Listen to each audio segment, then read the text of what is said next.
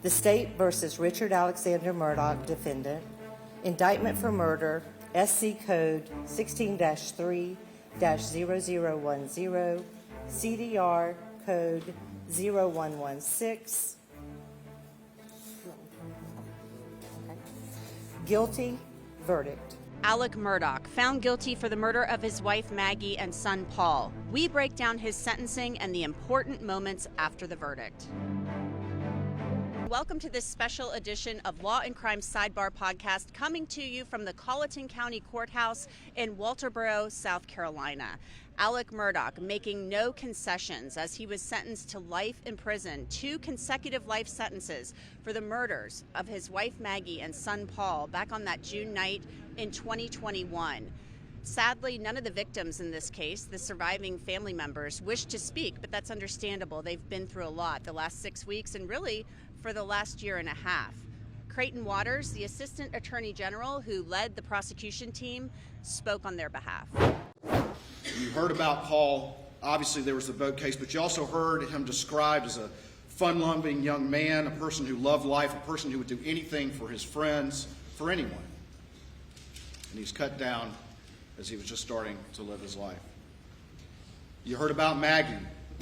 You heard how sweet she was. You heard that she was a girl's girl who adapted to the outdoorsman life of her sons, how much she loved her sister and her brother-in-law and their children. And she was cut down in the prime of her life.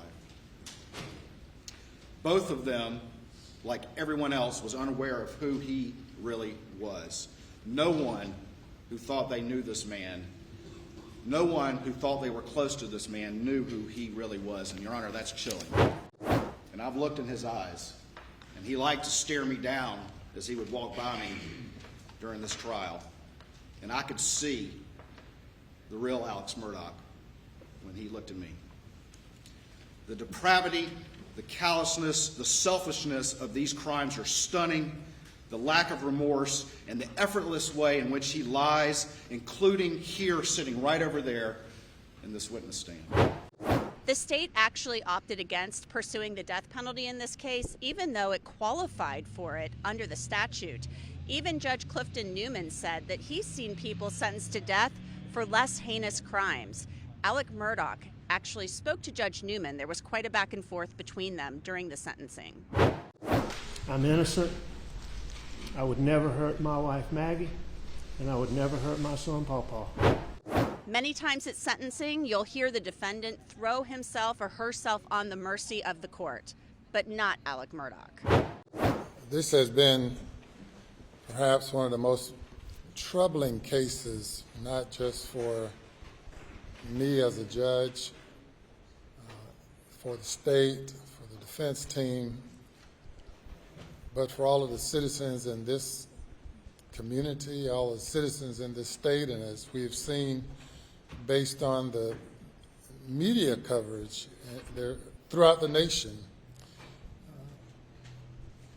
You have a wife who's been killed, murdered, a son savagely murdered,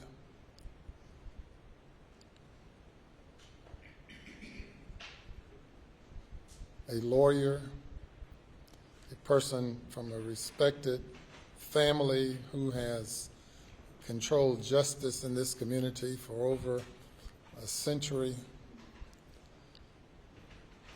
a person whose grandfather's portrait hang at the back of the courthouse that I had to have ordered removed in order to ensure that a fair trial was had by both the state and the defense. As we know by now, Alex Murdaugh lied to investigators from the first night of this investigation. He admitted to it. He's admitted that he's a liar because he was caught in what he called a web of lies. He lied about the most important thing in this case, more than likely the most important thing, where he was at the time of the murders. Remember, the kennel video was recorded with Alex's voice on it, recorded by Paul at 8:44 p.m. That's about 4 minutes, 5 minutes before Alec and Maggie's phones locked forever. There was really no DNA evidence or anything like that linking him to the crime. You would expect Maggie and Paul's DNA to be on his clothing or on his body. But here's Judge Newman addressing the lies, the web of lies by Alex Murdaugh. Remind me of the expression you gave on the witness stand. Was it tangled? Tangled web, we weave. Oh, what tangled web we weave. What did you mean by that? It meant when I lied, I continue to lie. And the question is, when will it end? When will it end? And it's ended already for the jury because they've concluded that you continued to lie and lied throughout your testimony. And perhaps with all the throng of people here, they, for the most part, all believe, or 80, 90%, 99% believe that you continue to lie now when your statement of denial to the court. Perhaps you believe that it does not matter, that there's nothing that can mitigate a sentence given the crimes that were committed. As Judge Newman talked about the web of lies, he actually gave Alex Murdaugh a chance to make another statement, to say something else. Take a listen. You know, your license to practice law has been stripped away from you. You turned from lawyer to witness, and now have an opportunity to make your final appeal as an ex-lawyer. And it's almost, it's really surprising that you're waiving this right at this time. And if you opt to do so, it's on you. You're not compelled to say anything. But you have the opportunity to do so. And I tell you again, I respect this court, but I'm innocent. I would never, under any circumstances, hurt my wife, Maggie, and I would never, under any circumstances, hurt my son, Paul. Well, and it might not have been you. It might have been the monster you become when you take 15, 20, 30, 40, 50, 60 opioid pills. Maybe you become another person. I've seen that before. The person standing before me was not the person who committed the crime, though it's the same individual.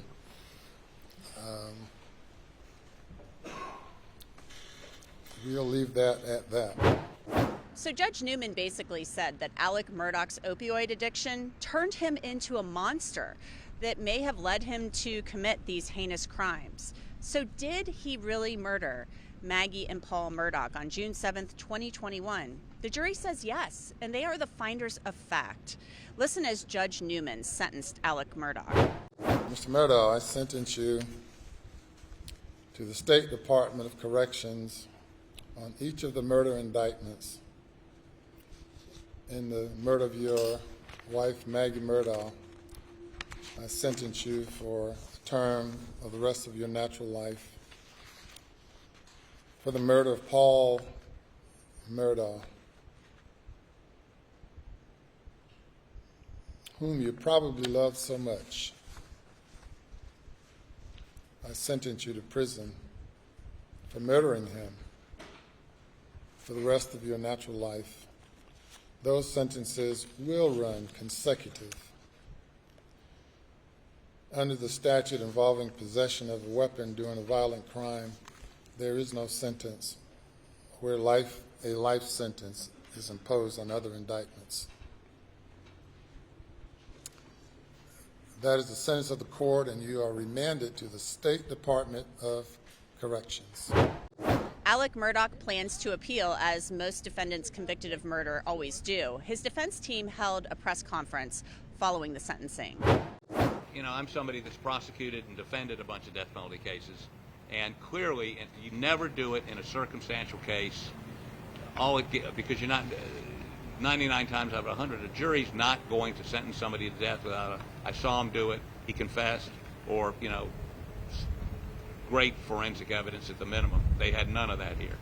Secondly, in a death penalty case, it gives us the ability to individually voir dire jurors, which would have been very helpful here.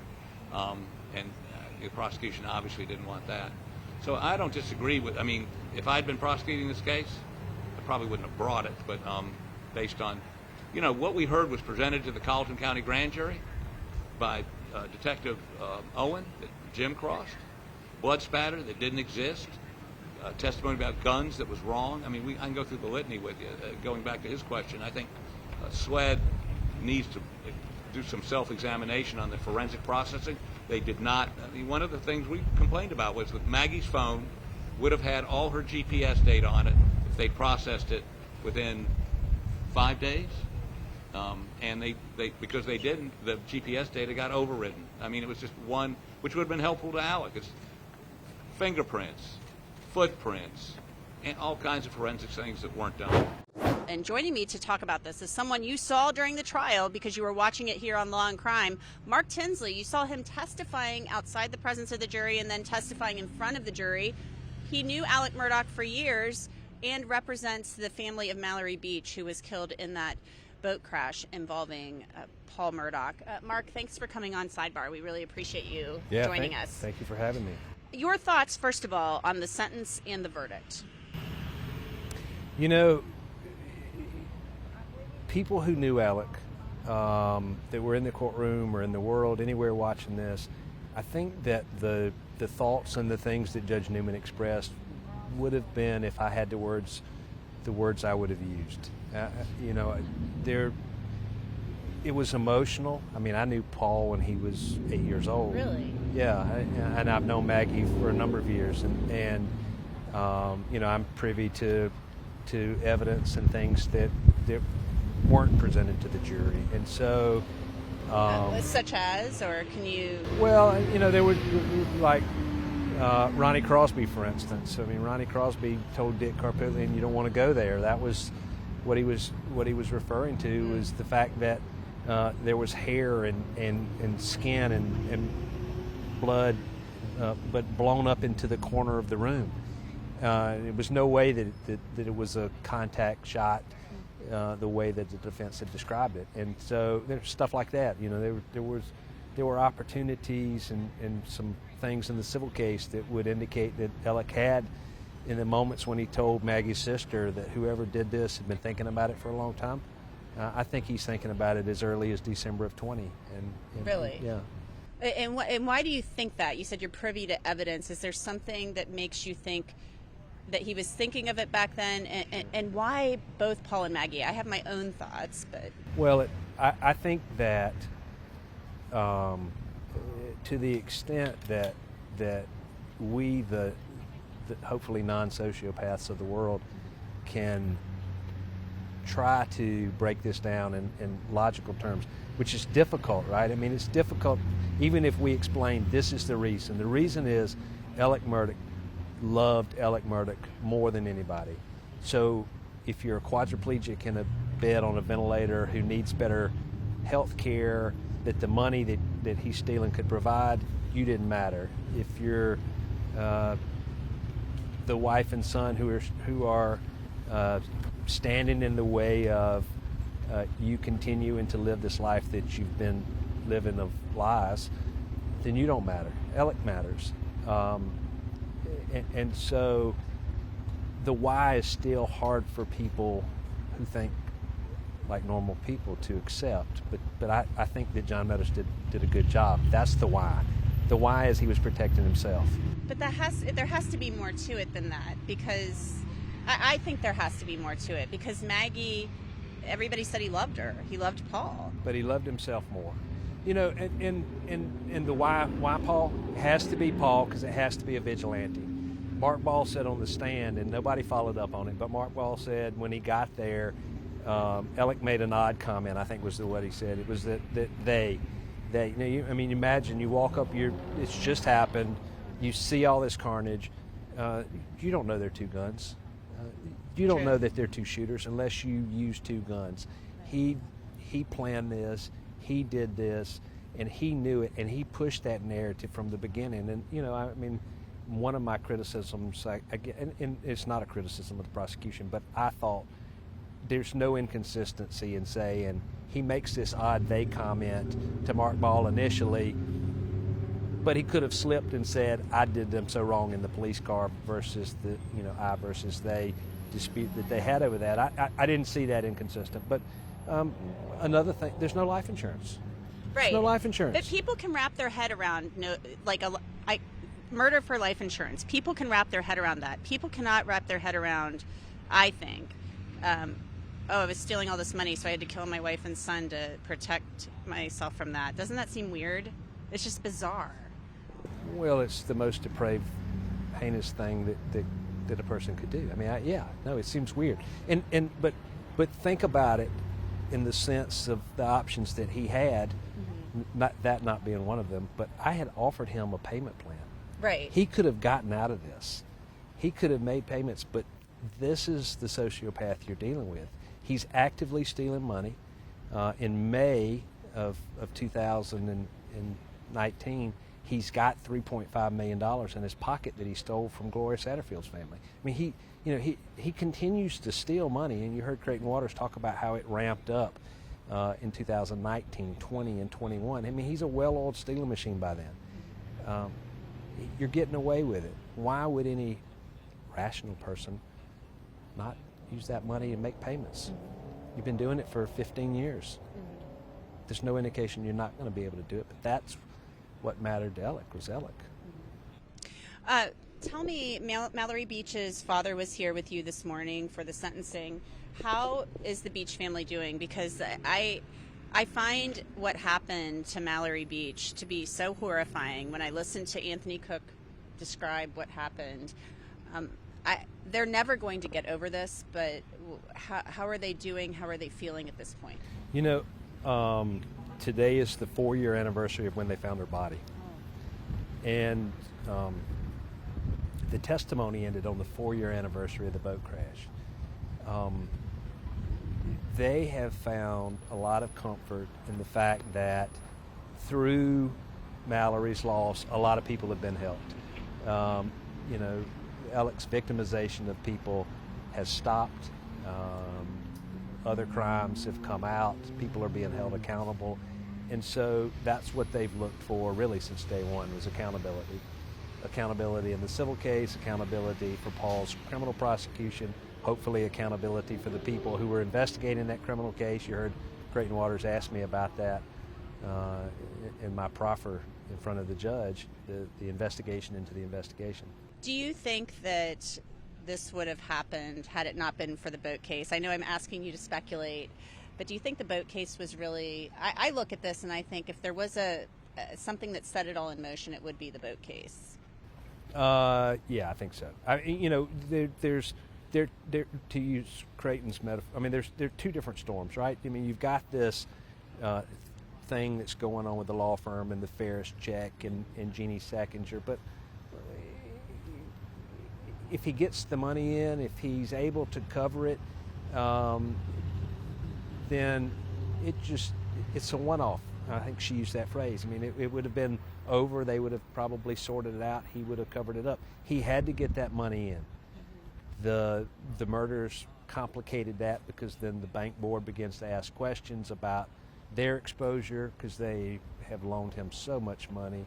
They're so in bed with him. And then, he's $300 and whatever it was, $86,000 in overdraft. So he all of a sudden he doesn't have the money to get the money back to Chris Wilson. Jeannie Sackinger keeps asking questions. I think but for the murders, but for the, there's a lot of things that could have happened, but probably not. I don't. What's the status of the civil suit? We know that a portion of it was settled with Buster. Sure. I settled with Maggie's estate. Pardon me. I'm sorry. I thought No, I did. I settled with I settled with Buster as a part of that settlement. Okay, that's what I thought. Yeah. So the case is going forward in August the 14th against Parker's Convenience Store and Alec. Okay. And technically, Paul's estate is still a defendant. I sued Maggie's estate and Paul's estate when they were hiding their assets, when they were before the receivers got appointed over their assets. It's my understanding, and correct me if I'm wrong, that Alex Murdaugh inherited some money from his father in a trust. Is that correct? Yes and no. There was a trust.